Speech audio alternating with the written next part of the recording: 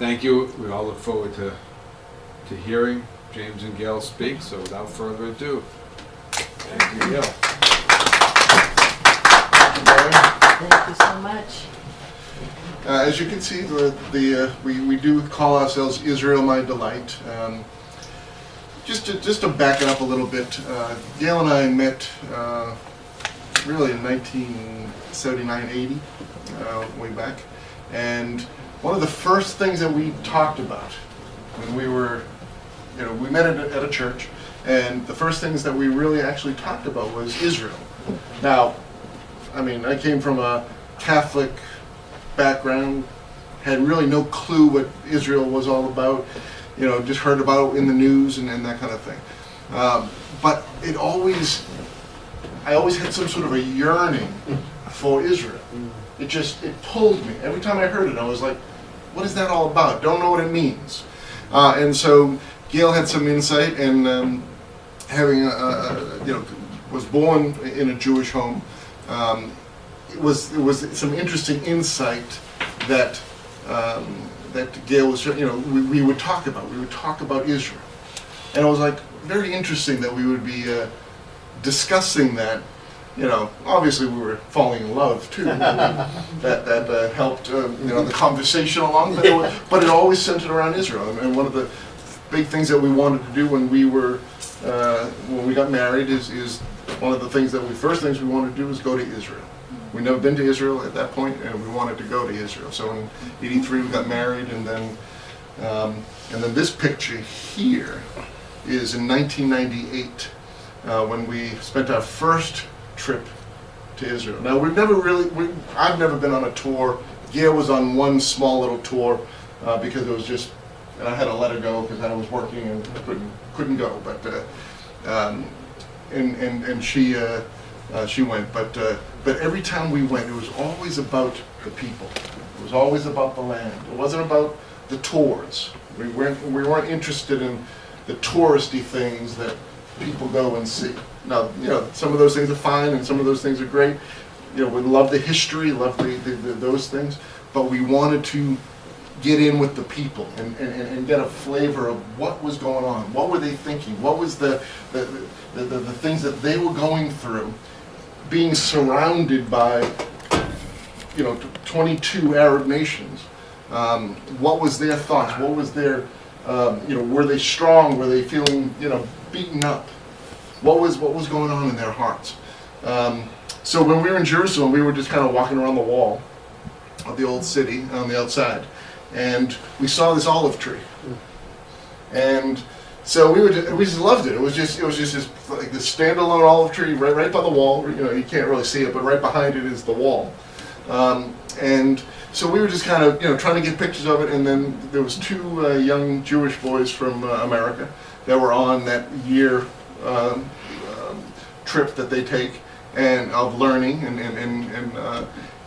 we got to talking to them, and it was great. They were from New York, I think, and so they took this picture of us, and so that was in 1998. So yeah, I just want to back up a little bit. And James and I do this. This is comfortable for us. We have dialogue like this. We're on the radio. We also have conversations like this on the radio. The title, Israel My Delight, where that came from. As James mentioned, when we first met, can you believe two couples in the early 80s talking about Israel? And it was like, what kind of a common denominator would a person have with Israel when you're two young couples, looking at each other and saying, we have such a passion for Israel. But we didn't really understand Israel. We thought we had a passion for the land of Israel. But then as time went on, it started to unfold. We started to understand the people of Israel and the nation of Israel as a whole. As Jane mentioned, I was born into a Jewish family. But because of a divorce, I was separated from my Jewish family. And so I was not brought up Jewish. I had a yearning to know God, and my mother knew I had a yearning to know God. I'll back up a little bit. she married an Orthodox Jewish man, and she converted to Judaism. A divorce took place, and my mother never really followed Judaism. And so, even though she kept Shabbat and she kept all the feasts when she was married to my father, but then the divorce happened, and I was, again, separated from my Jewish family. And, but I had a yearning for God. I mean, it was like 5 years old, and my mother said, "You really have such a strong yearning for God." 5 years old. And so she said, "There's a little church down the corner there." By the way, my maiden name is Schaffman, family from Lowell, Massachusetts. Grandfather was a kosher butcher there, the only kosher butcher in that area. And so she said, there's a little church on the corner there. You can go right down to that little church. So little Gayle, 5 years old, by herself, would skip down to the church every Sunday, sit in the front pew, and listen to the pastor talk.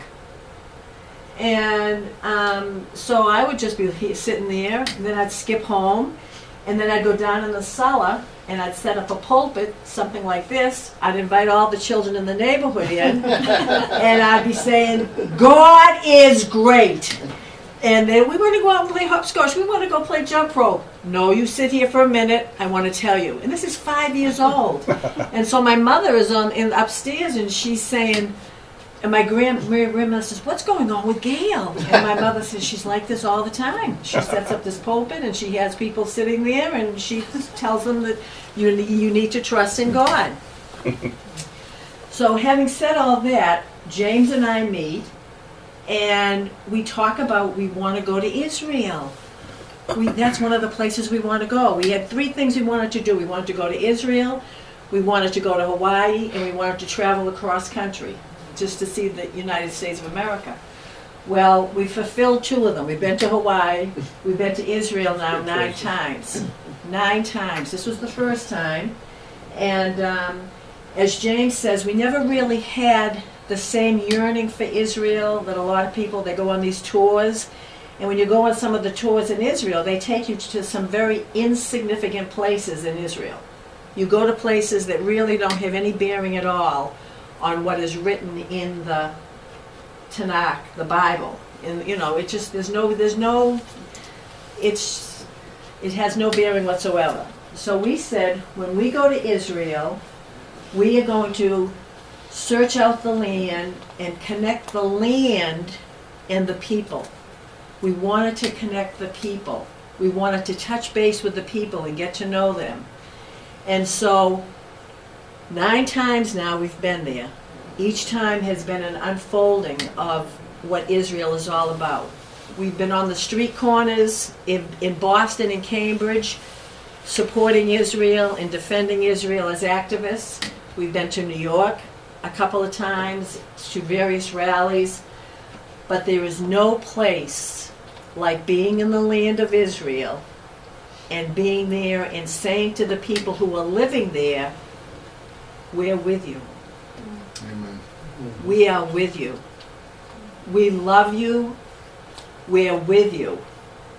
And connecting with them and saying, "You're here planted. We're drawn here.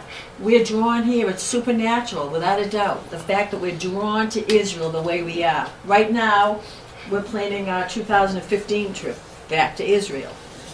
That's how drawn we are to the land. I cry when I leave the land. The name Israel My Delight happened because we were planning a conference. What year was that? 2003 or so. Oh, was it 2003? Somewhat like that. Okay. And it was happening in Massachusetts. And we were trying to figure out a name for the conference. We had all kinds of dignitaries coming from Israel, and the object of the conference was to gather pastors and rabbis together to support Israel. So we had this major committee, and I'm talking dignitaries were coming to speak at this conference. we sent out 500 letters and invitations to various rabbis and pastors in the area and said, we're having this conference, would you be interested in having any of these dignitaries come and talk? From Israel, ambassadors. They're coming to this conference, would you be interested? Not one rabbi, not one pastor opened up their door to any of these people. Yeah. How long ago was this? 2003. So we're sitting around the table and we're trying to, we were a little challenged with the response. And so we said, well, we have to call it something. What are we going to call this? And I went home and I started looking through the Bible, and there I saw in Isaiah, for Zion's sake I will not keep silent, and for Jerusalem's sake I will not keep quiet, until her righteousness goes forth like brightness, and her salvation like a torch that is burning. It will no longer be said to you, forsaken, nor to your land will any longer be said desolate, but you will be called, my delight is in her, and your land married, for the Lord delights in you, and to him your land will be married. Israel is the delight of the Lord. Amen. Let that just settle in.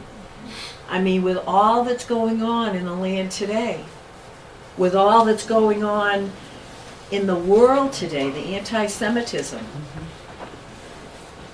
Israel is the delight of the Lord. Have you ever seen that scripture before? Yes. Yes, indeed. So what we're going to do here is we were just in Israel this past March, and it was an incredible time. And so what we're going to do is kind of take you along with us a little bit, kind of give you some of the highlights of the people we met, the places we went to, and just that kind of a thing. The thing is, what we did is we were in Macavia, which is up here in the center, somewhere up there. And this is where, Golda Meir, back in the 20s, that was the kibbutz that she was on, and they worked. And so we were right in that place. It's actually a great place in northern Israel. It's kind of like the center of northern Israel. Kind of like a great place to get to the Galilee easily, the Jerusalem, the Mediterranean Sea, very easily to get there. And we had a chance to stay in an apartment there. A couple invited us to go with them, and there were 3 couples that went, including us. And this couple has an apartment in Macavia, and we stayed in this beautiful apartment there, and that was our location. And what James was saying, Golda Meir, that was the first kibbutz that she was on, was in Macavia. And that just really, and we love Golda Meir. I mean, we just thought she was a magnificent prime minister. And that's her when she was younger. And then there's her. Yes. And you know her famous quote. Yeah, that she quoted. It's not her. It's actually not hers. It's Hillel's. If I am not for myself, who is for me? And being for my own self, what am I? If we're all consumed with ourselves and not reaching out, and if not now, when? So we went there to reach out to people. Our objective was to reach out to people and to bless them with our relationship, but also bless them financially. Oh, who's that? So that's we're on the roof of the place we stayed, and that's one of the buildings. That's one of the original buildings back there, and then there was some more. I think the place we were, I think that was built after that, but it was actually, again, a beautiful place to stay. It was March. It was rainy season, which was great. you never complain about rain in Israel. You just rejoice because, you know, even though it's, rain is not a lot of fun to walk through and all that kind of stuff, but it's just like, Father, just, the rain is beautiful, let it go, And it rained almost every day that we were there. Not every day, but most every day. And it was cold. And it was cold. There's no spring in Israel, as you well know. It's either summer or winter. And it was cold, rain. But we didn't complain. We said, we're in the land. So there's another picture of it. Then the first place that we went to was Bet Hugla, which is, the crossing point. It's right near Jericho. It's the place where, you can see Mount Nebo, where Moses died on that mountain, and he overlooked that mountain into the Promised Land. And so we put a scripture. Then the border went up from Bet Hugla and continued on the north of Beth Arabah, which is right near the Jordan, and the border went up to the stone of Bohan, the son of Reuben. And this woman, an Orthodox Jewish woman, incredible. This woman has chutzpah. I mean, more than I've ever seen anyone have. This woman single-handedly basically developed what is now Bet Hugla, where she is. She wanted to be near Jericho. She want, I think she's thinking that every place that the soles of your foot shall tread, I have given it to you, as it says in Joshua. And that's what she's doing. She's taking the step. She's taking the land. And she had a vision. She had a vision. And she was by herself. Even her husband didn't want to go with her. She had a vision. And she said, I want to live here. And even Israel was trying to discourage her, because right on the border of Jericho is not a safe place. I mean, it is a very dangerous place to live. But she had a imuna.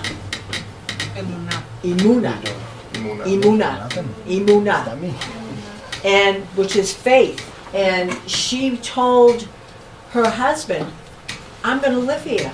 And so for a period of time, she went to Israel and went to the government, and they let her live there. And she lived in a little shack for a while, and then she started planting trees.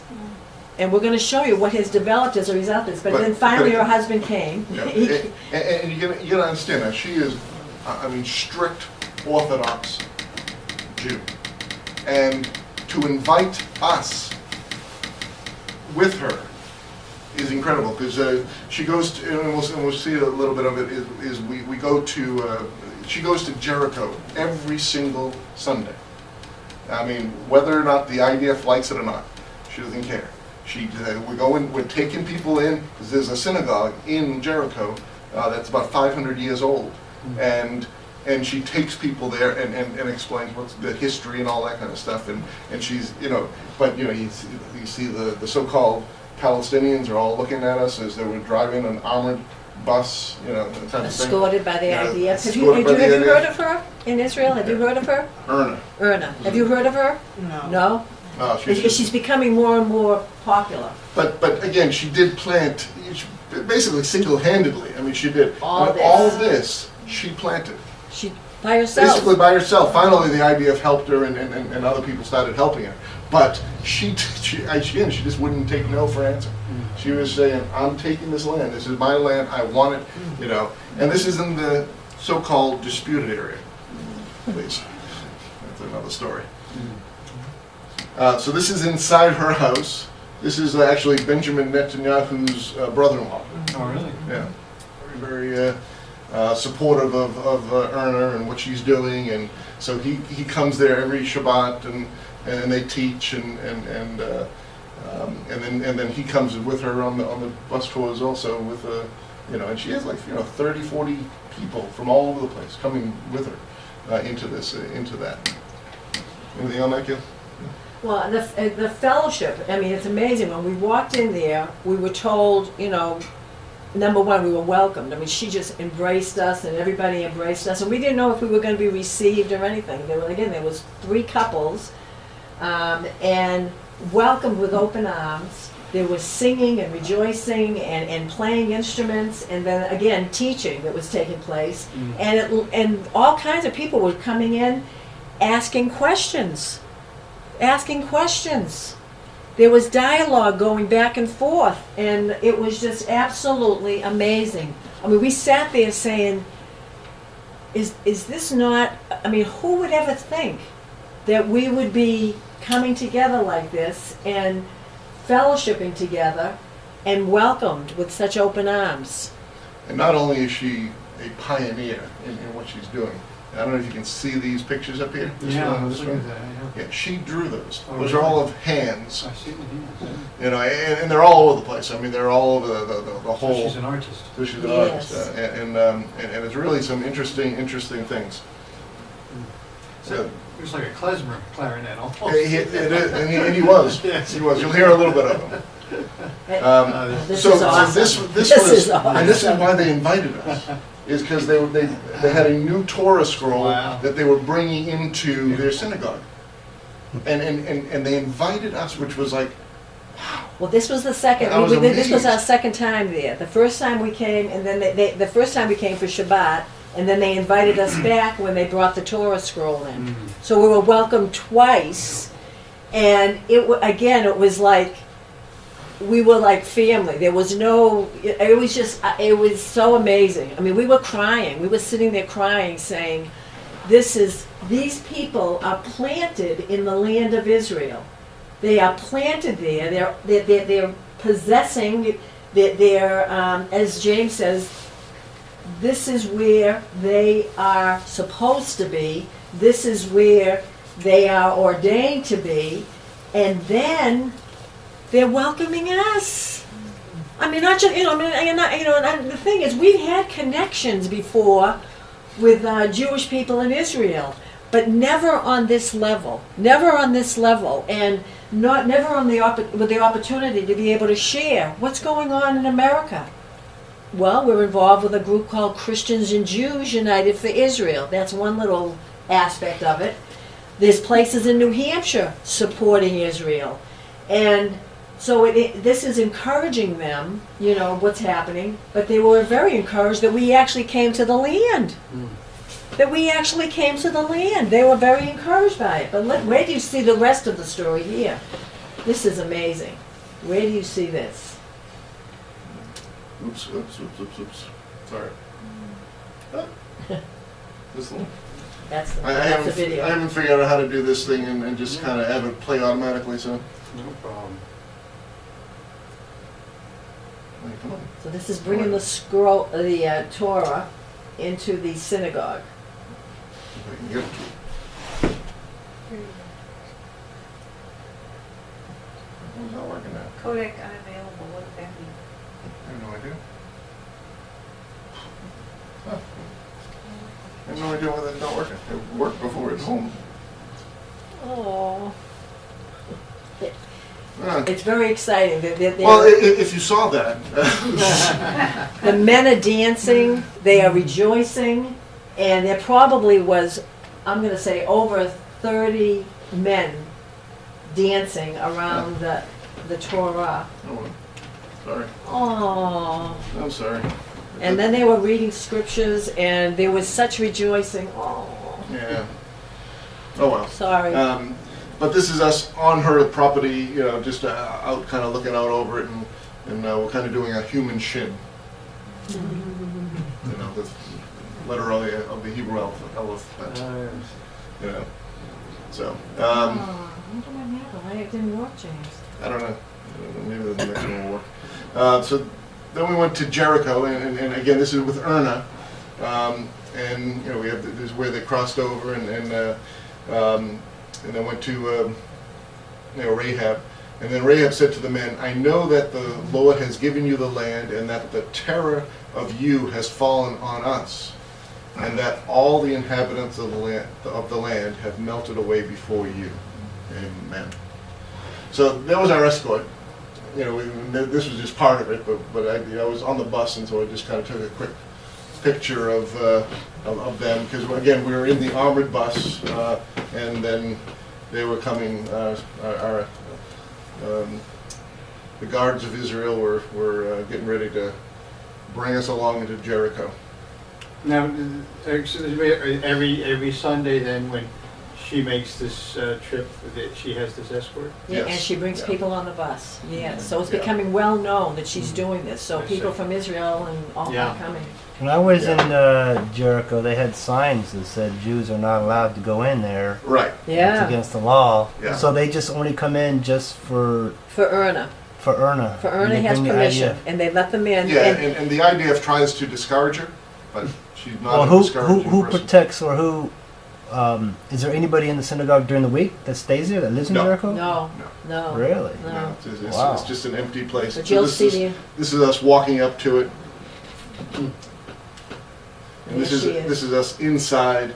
It has a mosaic floor. Look at the floor, and the hearts on the We floor. have a better picture of it too. And Yeah. there's actually It's hearts. yeah. Isn't that amazing? I never thought of hearts 500 years ago. I don't know. Yeah, but this place was a synagogue, but then turned into a mosque for a while, and you know, and I mean it's not used now, but it's Yeah. but it's still a place of where Jews still come, and you know, again against the PA law, if you will. Right. But there is a cooperation between the Palestinian Authority guards and the IDF. They do all watch out so that nothing happens, no snipers and all that kind of stuff, because that could happen, but they don't want that to happen because that would be kind of bad news for their cause, if you will. So they do protect the fields around it. She looks, you almost get the feeling looking at her, she's like a little Mother Teresa there. She seems I like, know. she just looks like a passionate woman. She's very Yeah. passionate, and she's very knowledgeable, Yeah. and she knows her purpose. Yeah. I told her, I said, you could be the Prime Minister of Israel. And she's like, I don't want to be the No, Prime thank Minister you. of Israel. I like doing what I'm doing. But she just has that kind of presence when you're with her. Yeah. So that's a kind of a, That's the Wow. floor. and then you have a menorah, the 7-branch candlestick in there. I think that's an olive branch. That's an olive branch. And then And there's then I don't know if that's a dove Dove. or can't remember what it looks like, kind of like a dove. But I'm Do you- surprised if that was used as a mosque that kind of material was left. yeah, well, It's covered if you from yeah it. if you saw it from there, see the It's covered. they excavated it. Oh, Yeah. They dug out the dig down, floor. there's a lot of those. You know, They're fine. That's what I love about Israel Yeah, too, is deep enough. because every time you put a shovel into the ground, you get history. Where do you Yeah. see a city that Yeah. actually comes up? Where do you see something that has been dug up? Amazing. All right, then we go to the Yarden River. Then he commissioned Joshua the son of Nun and said, "Be strong and courageous, for you shall bring the sons of Israel into the land which I swore to them, and I will be with you." So again, comforting words from the Torah. So, you know, I've never been to at this point, I've never been to the Jordan River. Those are dates. They're in the Yeah. palm. Those what? Dates. And the palm. Oh, Those yeah, are- hanging off the pine. Yeah, the Yeah. green. Yeah, Those the are- green, yes. yes. Those are the dates. I mean, it's just, it was amazing how brown the river is. But Benjamin Netanyahu's brother-in-law said, you know, obviously in the time of biblical times, the water was a whole lot wider, like, you know, maybe 2 football fields wide, you know, when Joshua crossed. Because of irrigation, and that, you know, they used this water for all the irrigation and that kind of stuff. So it's kind of changed course a little bit over the years. But I thought that was great. With this little dove just sitting there, you know. And then you know, you always have to get us in there once in a while. The You know. flatty people, there we are. We're just like, we're here. By the way, do they have the stones that were, when they went over the Jordan, do they still have the stones that were stacked up Memorial afterwards? stones, I read something I don't know if they know exactly where they are, but Joshua did build 12 stones from the 12 tribes of Israel. So and then we Our didn't feet- go in totally. It was put our feet one in. of the guys on the bus, a rabbi on the bus. He actually did a mikvah. Uh-huh. I was amazed. I was like, mikvah is immersion in the bath, Okay. ritual bath. He just took all his clothes off Yeah. except for Yeah, what his Christians underwear, might call and he went baptism, right in. right? He just went right in. Yeah. He was, What's the wildlife like? There's a lot of catfish and they're huge. Yeah, is that right? Yeah, right where that dog. Surprised you don't see any in that picture right now. Let me ask you one question now. Is this site used by both Christians and Jews for immersion, be it or baptism, or is it just one use of one? No, of the Not other this right section. there? I wouldn't say this that's- section, that they do down, because the Jordan River goes down. But Right. there is a section that they allow Christians to go to be Right. mikvah, yes. Right, But this right. is not it. This is definitely still in Jericho, so it's, Okay. So the discoloration. it was amazing too that you see the Jordan River, how you Just saw how algae not wide it is and right now. Yeah. That's the Like the border Missouri of River. Jordan. So right across the river, is Jordan. If you went across the Jordan River, you'd be in Jordan. It's kind of amazing how close it is. The flow. Exactly. So Okay. this is. Then we went south and ended up in Jerusalem, which is my most favorite place of the whole Yes. wide world. I love Jerusalem. we spend a lot of time. The first time we went in '98, that's all we did pretty much. Is we were there for 3 weeks and we spent 98% of our time in Jerusalem because it was just the place to be and just to get immersed in the culture and the Bible and all that. So, and one of my favorite scriptures, if I forget you, O Jerusalem, may my right hand forget her skill, may my tongue cling to the roof of my mouth, if I do not remember you, if I do not exalt Jerusalem above my chief joy. Amen. This is one of the prayer that in the time of marriage between a man and a woman, a Jewish woman, this is what the men say. Oh, really? No wonder I love Is it that. before or after she It is, does the circle? I think that it is before because in the time of such a great joy, you always need to remember Jerusalem. Yes. Oof. Well, Jerusalem is called the bride. I love that. We just lived that the first year we did, we lived in Jerusalem. So, this was about midnight. What that is. Again, it's just incredible. There was one time when I'll just tell a quick story. When we were in Sukkot, we went there in I think it was 2009 at 8 or something like that, and it was Sukkot, and it was just right after Sukkot with the Simchat Torah, and so right in this area, in the men's area, they had tables out, and there was hundreds and maybe even more of Jewish men, rabbis, dancing and singing, and I've never seen a party like this. This was great. So we got close, and Gayle was basically, because she couldn't go in, but she was watching from there, and I went in, and immediately, almost immediately when I went in, they sucked me right in. It was great. They pulled me right in, and we're dancing around. They gave me the thing to wave, and it was. Being from the background I was in, I had no problem dancing around the whole thing, it was kind of enjoyable for me. And we were doing the song Mashiach, Mashiach, Mashiach. And the women are outside going, and they're singing it all in Hebrew, and I'm like trying to catch on, But it was awesome. It was awesome. We've had so many great times down in the Western Wall.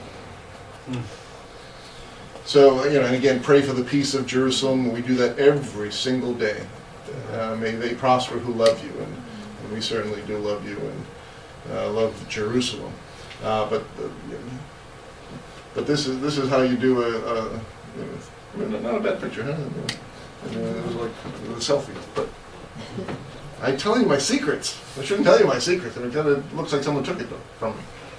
So, but it was awesome just to be enveloped in there, and a lot of things were going on. It's a lot of things always are going on in Israel. The tension is always is tough, but the people's, the attitudes and the strength and the fortitude that the Israelis have is just incredible. I mean, it is incredible. We think we go through things. We don't go through nothing. Well, the compared couple to what that they we go stayed through. at their apartment, they told us months before that they were in Israel. They go a couple of times a year. And they went up to the Eastern Gate with a couple of people. And they had rocks thrown at them. I mean, they were literally attacked by the Palestinians up there. And the woman, they were all like, they didn't cower at all. She went, "Stop it!" And she was like telling them, "Stop it. Stop doing this." And they did. They stopped throwing the rocks. They did. I mean, literally, they were flying, they were swinging by their heads and everything. And she stood right up against them and she said, "You stop it." And they stopped. So, it's amazing how, you develop this strength when you're there. You have to. Isn't there a tension in Israel? Of course there's a tension. You've got all these various religions, and you can just feel a heaviness. I mean, we love the land, but there's a tension, and it's going on. And as you know, via the news, it's increasing. Oh, yeah. But the beautiful part about it is when you go to the land, the contrast about what you hear on the media definitely slants it and tries to discourage people from going to the land. Don't let it discourage you. How many have been to the land? How many would like to go to the land? All right. Don't ever be afraid of going to the land. No. It's Anytime. safer than being Anytime. in New York. It's safer than crossing the street here in Manchester. And you're gonna come in contact with some people that are really dealing with surrounding communities. I mean, like stone's throw, and they are so tenacious. And so, a lot of bar mitzvahs were happening at the Western Wall when we were there. Life goes on. Yeah. And we were there during Purim. Yeah. Purim. For such a time as this. So I don't know if this is this is probably not unfortunately. With free. That's from Esther, the Feast of Esther, Yeah. during the time Queen when... Esther saved saved the people. Linda will tell you the whole Megillah. Yeah, we're ready. Oh, I wish the video was working. Yeah, I'm sorry. What happened is probably when I got it from my work computer to this one, it probably We didn't it test. needed to. I didn't test it. So all right. But anyway, we're still in Jerusalem. We're in the Mount of Olive area and going down. Actually, Kidron Valley. yeah, exactly, in Kindred Valley, and then getting ready to go up to the Mount of Olives. But this just struck us as because this was not here the last time we were there. They're finding things. Yes. Really, every time they dig into something, All I mean, the time. they're always finding something that is coming from the biblical times, Yes. and I mean, it's just like You don't know what that is? Or do you? No, I- no one said? Yeah. You know what that is? I think it's one of the Patriots' tombs, isn't it? Oh, really? Patriots. Patriots. Patriots. Prophets' tombs. Red Sox. Actually, Tom Brady, man. Yeah, I think you're actually right. I think it's a prophet's tomb. I forget It could which be a prophet prophet, though. Yeah, it could be Yeah. a prophet's tomb. I think you might be right because It's probably part of the city of David. Everybody wanted to be buried. Without a They doubt, wanted to it's be buried It right is- there. It is like the guy it's an immigrant which came in Israel from the United States, and he's living in the east of Jerusalem. And he decided, he have a beautiful home, and he decided that his house is sitting on top of an important historical Uh-huh. thing. So, making the story short, for a couple of years, in his living room, they start digging. Just wow. think about it. Just think about it. And he indeed find a treasure. So now he is home in East Jerusalem. He's in kind of half home and half Charge is an in entry the fee. city. You are going inside and you are seeing whatever. Oh, that's good. He thinks for That is I don't know. great. For I'm going to work. 3 He years. climbs It's downstairs. like really. Well, when you think about it, there's so many layers to Jerusalem. Oh, Yeah, There's Oh, so, yeah. there's so Now that many you are layers. I living mean, with the this ground there is not the same Amazing. ground that the prophets walked on. There's just so sure you're doing great. It's a mouse. I don't know what it is. Like I have Yeah, restless leg syndrome, you know. one of the things that you really need to do when you do go to Jerusalem is do the Western Wall tunnel. That is phenomenal. Yes. That is Yes. like just, I mean, because that takes you back 2,000 years down to, And the I Solomon mean, Wall. because you go and, yeah, I mean, it goes right down to the ground, I mean, of the actual, temple. It's amazing. All right, and then that's one without us. So these were a couple guys. I mean, we made friends everywhere. I mean, it was great. Look at the look, but their faces. Well, they greeted us, and they had, they wanted to befriend us. Yeah, they have their charities and what whatnot. Because a lot of, especially going to the Western Wall, there's a lot of people that are. Yeah, they get the and looking for. Yeah, but we just we spent some time with them. Yeah, Yeah. and then now we're on the Mount of Olives up in the top, overlooking the eastern gate. Put the light on the Eastern Gate. Eastern gate right There it there. is. Yeah. Well, Your Messiah's explain gonna why the Muslims bricked that in. That gate. Yeah, that was actually Suleiman cemetery, the Magnificent, I think was. Yes, yeah. Was that his name? I don't know how magnificent he was, but Suleiman, because there was so much prophecy about Messiah coming and coming through the Eastern Gate that he decided to cement it up and. Because that'll stop the. That'll stop the Messiah. Messiah. I'll stop God. So that's how magnificent he really was. I mean, it wasn't that brilliant, but so that's what he did. But so to this day, and that was because these walls basically were built by the Turks. What was it, 15 something? About 500 years ago, something like that. The Ottomans. Yes, Yeah. yes. Yeah. What But are then- what is everything in front right there? Those That's- are graves. That's what I this is- thought. Yeah, this is the Mount of Olives, and this is the grave site on the Mount of Olives, because this is like one of the Cemetery. Taken from The- the best real estate. I don't know how you Yeah. say it. People, when they die, they want to be buried there. Yes. Because again, because of Yes. When prophecy. the Messiah comes When the back. Messiah is coming, in is it Zechariah? Yes. Zechariah? They will be the I'm not first. sure. First to come. arrival. Yeah, they'll be the first to, Yes. to come up and meet him, and so they. So every time you go there, you put a rock on there. Yeah. It's like it's a memorial Like to the them. Schindler's List, you remember? Yes. Yeah. Yes. Okay. That's what you're saying. This was interesting. This is 'cause- great. Look at this from because Boston. we saw this piece of metal in the gravesite, and it was to this rabbi. Let's call him up. Let's call him up right I now. know.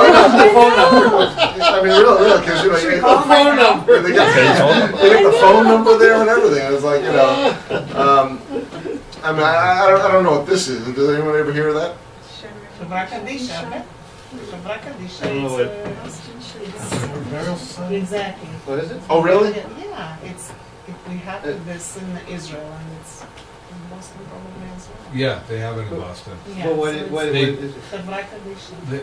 They'll wash the body also. That's what they'll do Yeah, They are doing the in Boston. entire In ritual. Boston, these are the people who do that. If Oh, you have I a, see.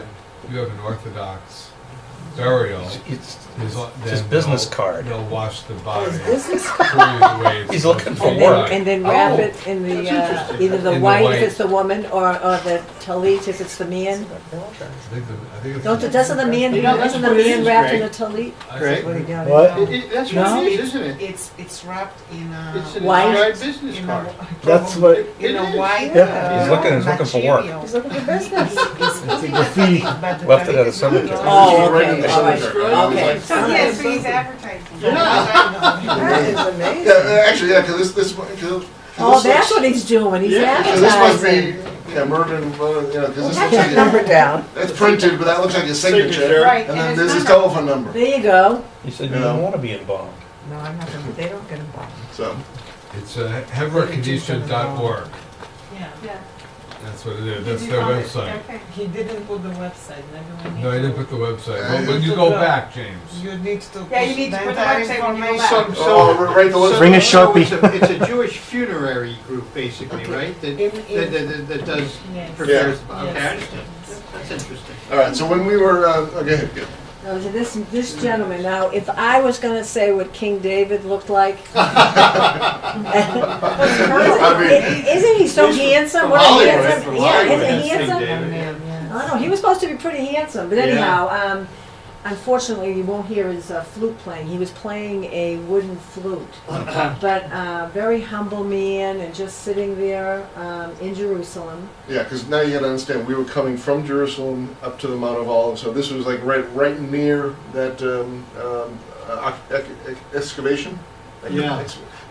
And he had a little canopy that he was, and he had a little setup, and he had some little coffees and whatever people would want, but it was pouring out. So it was nice to be able to come there, go under his canopy, listen to him play a little bit, and get out from under the rain, and just watch the rain from the canopy. So, and we talked to him for about maybe a half hour, 45 minutes. And there was nobody else in there except for us, which was at that time. When we went by him first, there was like 30 kids in there getting out of the rain. But when we came back, it wasn't raining as hard, but there was nobody in there, and so we went and started talking to him. And unfortunately, you're not going to hear his flute playing. He's really a very good, Very gifted good musician. I know. I apologize for that. So next place we went was a place called Rotem, and so I don't know if you can read the scriptures. For there will be a day when watchmen on the hills of Ephraim, because this is where it was in the hills of Ephraim, call it, arise and let us go up to Zion, to the Lord our God. Jeremiah 31:6, and then it also said. And again, with the blessing of Ephraim and Manasseh, because this is what we call the hills of Ephraim in that area. So that's where they were. And again, this young woman. Again, another young woman, and you'll see. Let me see. There she is right there. This young woman Right here. again had a vision. She was single, and she wanted to make a community in Actually, she was a single parent. Samaria. She was a single parent. She did have, Did she she has a single parent. And she said she saw this place, and it was, it was just beautiful. And she went to the Israeli government, and she said, I want to start a community here. And they said, well, if you want to start a community here, you've got to get a community. So she went out, and she gathered people who would be interested in building homes and living in this area. And now she's got a very, very, very fruitful community. And I wish we had the video again. Yeah. But she has sheep. She has olive trees, a vineyard that she planted. She planted olive trees. She's got pomegranate. All kinds of fruits. Yeah. And And this is in the I don't even like. She met this This man. is This in is her Samaria, husband. Samaria, Judea area, Yes. and again, this is the disputed area, which, but we had more and more people like this taking back the land and creating these communities, and they're. She started it again. She went to the authority in Jerusalem and said, this is what I want to do, and they said, all right, this is what you have to do. Get 10 other families to join you, and then you can do it. Thinking that would not happen. Right. Yeah. And now she's got probably a good 30 families that are living there. And they're building. Building beautiful homes, and people are coming from all over the world to build the houses for her. Is this a certain translation? Because I've never ever, it's fascinating, bless the lads. It's almost like Celtic. I've never read that in any translation of scripture. No, that's actually, bless the I lads. think that's a New American Standard. Oh, really? Yeah. What? I wanted to. I never see that in anything I'd read. Yeah. I wanted to go back to that woman. Her name is this is Sharon. Sharon. That's Dee Dee. That's her husband. They met before they, you know, he met her and he was part of the people that came and said, "What are you doing?" And anyhow, they fell in love. And you know, she's like, "You better be strong about this because this is a vision that I have." But what they do is, we're there right now, is they take turns, each people from the community, to stand and watch. They have rifles, guns, or whatever, I don't know what type of guns they have. And I had a dream about them last night too. I was really understanding their lifestyle. But they watch, each one of them takes time every night to stand and guard to make sure that there's no uninvited visitors. Mm-hmm. This little one, she's like this tall, and she packs heat, and it's amazing. I'm telling you, these people are very serious about life. They're like, and then now she has a beautiful family, beautiful little children, and actually now she just married off one of her I think a daughter, just last month. Yeah. And, She looks 22. I know, Yeah. I know. Yeah. Now she's older than that. I mean, you know. It's amazing. I mean, and then they have a doctor that lives there, and they have another woman that deals with oils, precious oils, so that if you get any kind of I got bit by a weird-looking caterpillar that bit me, and they put lavender on me. No problem. They said, well, if in 24 hours you have a terribly high temperature, you're going to rush yourself to the hospital. Right. But they put lavender on me and everything was fine. But these people are amazing. I mean, she cooked for us while we were there under that tent. Right behind us are all these sheep. We do have a picture of a sheep, or is it just the video? I don't know. This is part of their community. They have a restaurant up there, a beautiful restaurant overlooking. I mean, it is absolutely beautiful. Area. And so this is part of he's one of the chefs in the restaurant. I mean, it's a community that's absolutely you want to move in, and they have people from all over the world that are building these homes. And again, they have neighbors that don't love them. Yeah, And, and there's the sheep. Yeah, there's the sheep. They have I don't know how many sheep they have. And they separated the sheep that day, and there was a lot of crying. They separated the babies from the mothers, and those babies were crying. You know, they sounded like us. You know, when we started, you know, so anyhow, if you read this past Parsha reading, which is the scripture that's broken into 52 weeks, these would have all been Jacob's sheep. So. The speckles. Not Laban's, because they had some stripes and some speckles and whatever. Yeah. Part of the thing that in Judea and Samaria you will see agriculture is because in the Tanakh, in the Bible, you have a lot of information that in this part of land we used to have wine, and we used to have dates, and we used to have everything. Yeah. So in Shiloh, I think that maybe you have been there.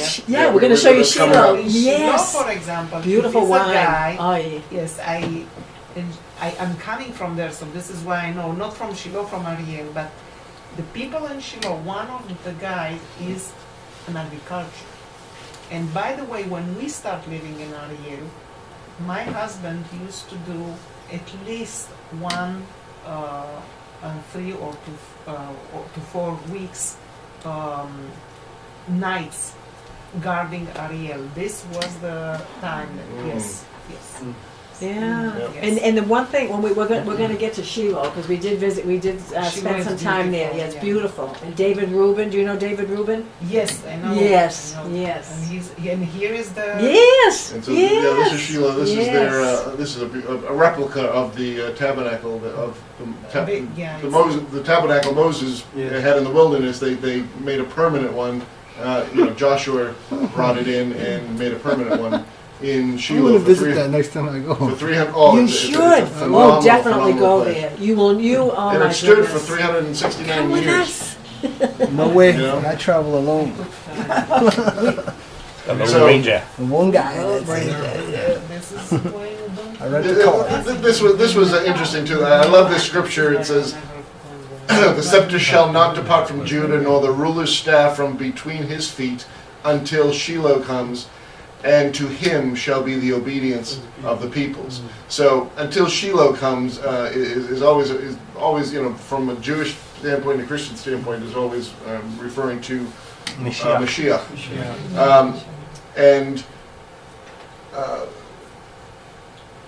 And help me with this one. In Hebrew, it's Yevo Shiloh. Yavo Hamashiach derech Shiloh. You know, And it's actually, And- I think that maybe you saw, it's a path that they are showing you and they're saying from here, from Right. the... but the gematria, Yes. the gematria of the Hebrew of this phrase is the exact number of the gematria of Mashiach, which is interesting. And Shiloh is the same gematria. Gematria is Numerical. each Hebrew letter has a numerical value. So you put all those values together, and Shiloh is the same numerical value as Moses, which is just. It's just the connection. You know, I talk learned that about from connecting David the dots. Rubin. I mean, I was like, that guy's old. Has anybody read any of David Rubin? Rubin's books? Yeah, well, David Rubin. David I think Rubin. Heard of him now. I don't Well, know. you're gonna you've got to get Heard his of David. books. Oh, you Here write he There is. is. the Bible Here's code or David something, Rubin. or- Absolutely amazing Heard of David testimony. Rubin. This man was an agnostic living in New York. He did not believe in God at all. I don't even know if he was agnostic. I mean, I don't know what he said, I had no desire whatsoever to know God. And then something happened, and he woke up, and he ended up going to Shiloh, and he had a terrorist attack. He was driving a car. Have you heard this story No. before? He was driving a car with his little three-year-old 3-year-old in the back seat, and all of a sudden, bullets started. Sniper. Sniper came and shot him in the leg, and then he turned around. He says, "Oh, please don't let my son get it." He turned around and he looked at his son, and his son was like this. He says, "Are you okay?" And he was just like this. He was alive, but he was like this. And so a miracle took place. Literally a miracle took place. This man who had a shot in his leg, and I believe it was his right leg, and then they shot the tires, then they shot the car, and he was literally unable, I mean, in the natural, to be able to drive this car. Something supernatural happened. He believes it was angels. You have to read his book. He really believes he had divine intervention, and he was able to drive to a gas station, and he was able to get help. And the long and the short of it is, they rushed him to the hospital. They rushed his son. His son was shot in the neck, and it missed his brain, which could have paralyzed him for life by a centimeter, a very small portion of his. I mean, I'm talking it was a divine intervention. But to make a long story short, is this man, as a result of what took place with him being alive, his son now is alive and flourishing. But that particular place, and you probably know this, they are under a tremendous amount of attack. Most of the people that live in Shiloh, somewhere, their relatives, their friends, someone has been attacked some way, shape, or form. So what he has done is he has created in Shiloh a refuge for the children. And his whole vision is to help these children overcome fear. Well, it's behind us, behind you, I say. Yeah. Yes, and we had a video too. I wish we had. Oh, I'm sorry that it's not working, because this would have moved your hearts to Yeah, cry. these I mean, little second to cry graders tears of joy. Singing the book of Exodus. I mean, But it what was- he's done is he's created these different Awesome. places where the teachers, they use music. Music is a wonderful means of therapy. Yeah. And so they sing the Word of God, and then they're all singing. They all do artistic things. They have, they're so precious, look at and they don't have any fences around Shiloh. They said that if you put a fence around something, it creates fear. It creates fear. So they don't want the children to have any fear at all. Because if you have a fence, it's like saying we're trying to keep someone or something out. So there are no fences. They do have security, And then this room here, this is their room. There's Yeah. music, the floors Chill are out. soft. Chill out. Chill out. Yeah, you have to take Yeah. your shoes off. And, I mean, literally, you get in there and you're like, but it's again, it's for the children, for the trauma that they but just experience. look at how we are. We're all like, I like that. oh my. Oh, but you'll get to see this next Wait, wait, picture, let me and you'll see see this how next relaxed picture. Gayle looks. Yeah. Look at me. I'm literally, it's like, Got it out. I mean, really. and this is an I elephant, mean, a she's- soft, cuddly I elephant. mean, she's got the soft elephant, and she's ready to And go. I'm ready. I'm like, okay, I'm not going. I'm staying here. Yeah, But it's the most popular room in the It- place. Absolutely amazing. That's his vision. David Rubin's vision is for the next generation to help these children. Yeah, this is You've just- got to this get is his just books. outside You'll of some love of it. the ruins. You'll be amazed at what he went through. You know, again, it's amazing what you can see in the rocks and the excavation that are going on, and they believe they know exactly where the temple, the tabernacle The tabernacle. stood. Yeah, the tabernacle. You know, Yeah. there's these holes in the rock, you know, where the poles more than likely went. I mean, it's amazing. It really is amazing. I just looked him up, I was just curious, and it says that he's done work with post-traumatic stress Yes. disorder, and they've used his work with U.S. servicemen coming back from Iraq. Yes. Yeah, that's awesome. He's got. That's I mean, awesome. it's amazing what he's doing there. I mean, it's absolutely. We want to go. That's one place we definitely want to go back and spend more time. They've got great wine there. Oh my goodness. Like I told you. Red or white? Well, Both. This is- Oh my goodness. did you try it? Yes, of course I Okay, did. 'cause the thought went through my mind that last picture. No, no, You no, saw no, it? no, no. Actually, but I You gotta. had a couple sips. No, I do have to confess something. We were not in the order that we were in. We went to another place called Itamar Yeah. before we went here, Yeah. and I did have some. Actually, no, we were in Itamar after that. After this, after So that was definitely the place. That was not Yeah, wine. this was during That the was day. definitely the This was room. during the Yeah. day. Yeah. So this is again an ancient synagogue, you know, that was you know, there, and you can even see the mosaic of the Oh, floor, yeah.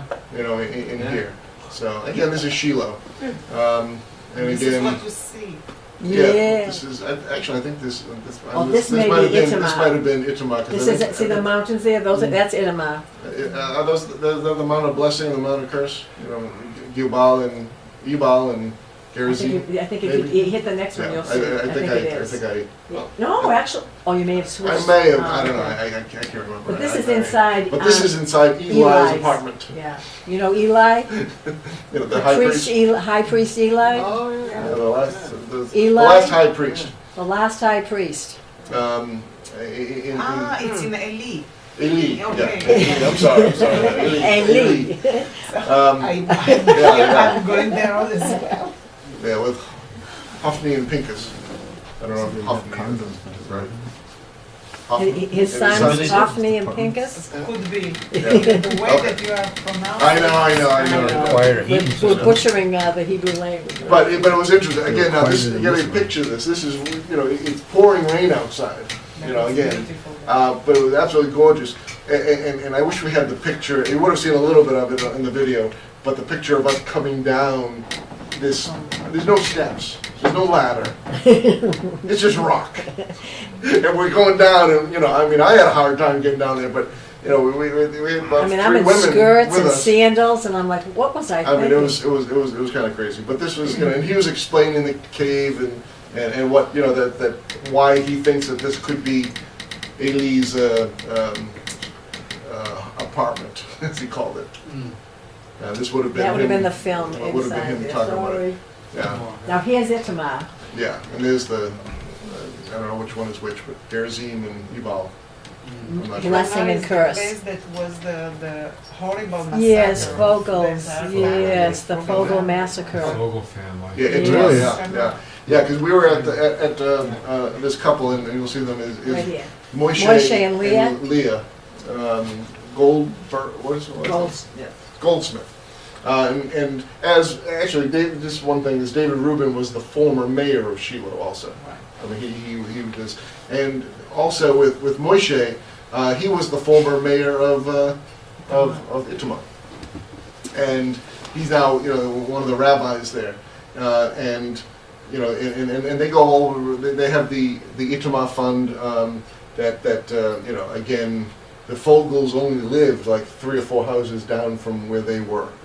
You know, so it was just that close and that intimate of where these people were. And again, they won't put a fence up either. You know, they have very high security, you know, monitors and all that kind of stuff, and they do spend time out there. You know, each family, each you know, neighborhood or whatever you want to call it, does the watch, you know, watchman on the wall, if you will. And this was a very interesting meeting.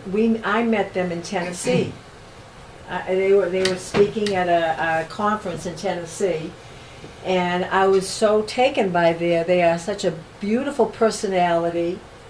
Talk about imuna. They have great imuna, great faith. And so they were talking about what happened with their friends. I mean, the Fogels were their friends. He was at their place. The father was at their place. They were getting ready for Shabbat. And when he left, when the father left their place, all the people said, "Did you see his face? His face was just glowing. He was just glowing." They've never then that night is when they were killed. But what they've done, this is the attitude that they have, and this is what we're trying to bring. We're trying to come back with encouraging. Yes. They are not downcast. They are building. They have built a yeshiva in their name up there, in the name of the Fogels. They continue to build. Their community is huge also up on the mountain. And when you look out there, right there, when you look out from where they are, there are the 2 mountains looking at them. And they always say, "I'm either going to walk in the blessings or the curse. I have to make a choice every day. I choose to walk in the blessings." And that's their attitude. Every time they look out and they say, "I have a choice. What kind of a day am I going to have?" And this is so when we were planning this trip last year, I said to the couple, I said, "Would you mind if we went to Itamar?" I said, "I would love to visit Moshe and Leah." And they said, "Well, do you know them?" And I met them for 2 seconds. I said, "Of course I know them." Of course I know them. And so I got a phone call. I mean, actually, I got a phone number. Have you heard of Ha Yovel? Ha Yovel? They're a Christian group of family that also goes to Israel, and they work the vineyards for nothing for Israel. They're fulfilling a prophecy that's in the scriptures, and it says, I think it's either Jeremiah or Isaiah. They said, "And there will be the laborers who are going to dig a hole and plant a vine," and that's what Ha Yovel does. This whole family. And they bring people with them to dig holes and plant vines free for Israel. Yeah, this past harvest season, they had 500 volunteers there. And they did which was the biggest they've ever had. Really? Yeah. Like about 700 pounds of grapes. Yeah, they harvested. 700 pounds of grapes. And they asked nothing. They asked for nothing. Yeah, they don't want anything at all. And so the Jewish people are saying, "You're an answer to the scriptures." And they go there and they do that. Well, anyhow, we knew this family that went there, and we knew that they knew them. So we called them and said, "Can you give us their number? We would love to visit them, and we'd love to bless them financially and encourage them." And anyhow, to make a long story short, that's what happened. They opened their doors to us. It was during Purim, and they were fasting. They were fasting. And so we said, "Okay, we're going to be fasting too." And they felt bad because they wanted to feed us. And so they did put out a little bit of candy and whatnot. But anyhow, it was a wonderful time. It was a warm and welcoming time and encouraging. Yeah, so you can see the weather again. It was not really cooperating. It was cold. It was windy. It was kind of up at the mountains. Yeah. The wind, it's bitter. Yes. It's not the same coldness like here, but because it's more humid, you feel it till the bones. Right to the bones. Yeah. So Yes. this is the thing. So Moshe was bringing us around to a lot of different places, and we were in two vans, and we were driving around, and then we'd stop, we'd get out, and we'd go down some ravines, and then but I could just vision the children of Israel in the wilderness, because this is what was going on. We were traveling, and we were going down and it was slippery, it was muddy, it was like and there was like places that we went a little bit around. It would have been easier, but no. Moshe wanted to go right through these little cliffs and down, and Leah was in the background, and I loved this because it reminded me of the children of Israel. She's saying, "Moshe, where are you taking us, Moshe?" I'm like, oh, some things just never change. You know what I'm saying? I mean, it's like it was great. Did I hit that? Oh. And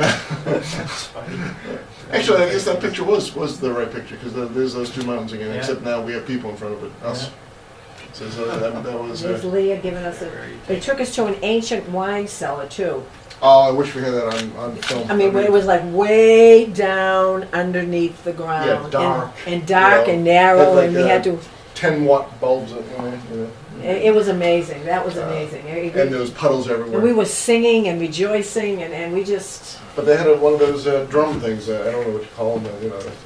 The Middle Eastern. Darbuka. Yes. And so I picked it up and I just started beating on the thing, and everyone just started to dance and the puddles the puddles were going everywhere. It was great. It was great. All right, we're going to kind of speed this up a little bit, but Akko. This is a great little thing, and again, this is from a friend of ours, and this is her view from her porch. Let me just give a little synopsis of this, James. You will appreciate this, PM. When you see the picture of this woman. Want me to do it now? Yeah. There she is, Tina. This is a miracle. The people that we came with said, there's a woman named Tina that we're going to visit when we're in Israel. And right away I said, Tina? I know Tina. No, you don't know. This is Tina in Israel. She's been there. I said, I know Tina. She's been there for over 20 years. I remember when she went. She came to my house. She was a Greek woman, and she never ever gave where James and I have a passion for Israel, this woman never gave one thought about Israel. She wanted to go on cruises here, and she wanted to do this and that. And one day she had a dream. It was a vision. It was a visitation. And it was saying, you need to go to Israel now. And and so she knew that it was not pepperoni pizza that she had the night before. She knew that there was something that had touched her heart. She went to Israel with $300, 3 suitcases, knowing nobody. Wow. Not one person did she know. She landed in Jerusalem after she got from Tel Aviv to Jerusalem, and she's still there today. And she ended up marrying an Israeli. This was not her goal. I mean, she was like, what am I going to do here? She has 3 suitcases, and she didn't know where to go. She didn't know one thing about Israel, never been there, never even had a desire. And here she is. So I told these people, I said, I know this Tina. She was in my house 20 years ago. We talked. So anyhow, evidently she had forgotten me, but I didn't forget her. I don't understand that. That's hard to believe. What does she do there? She is literally planted there too. She's planted there. And where she's right now is surrounded by water. And she believes that the coastlines are going to be bringing all kinds of people into Israel. Not enemies. I mean, I know the coastlines bring enemies in. But she's saying that there are going to be refuges in her place, in this area that she's living right now, for people who are going to be migrating to Israel as a means of refuge. And I'm talking, this woman, she really has an insight that is amazing. So we ended up going to her house, and we come to find out she did remember, and she went to the Mona's congregation and everything twice and had words. But anyhow, it's just amazing how the connection here again. I hadn't seen her in 20 years.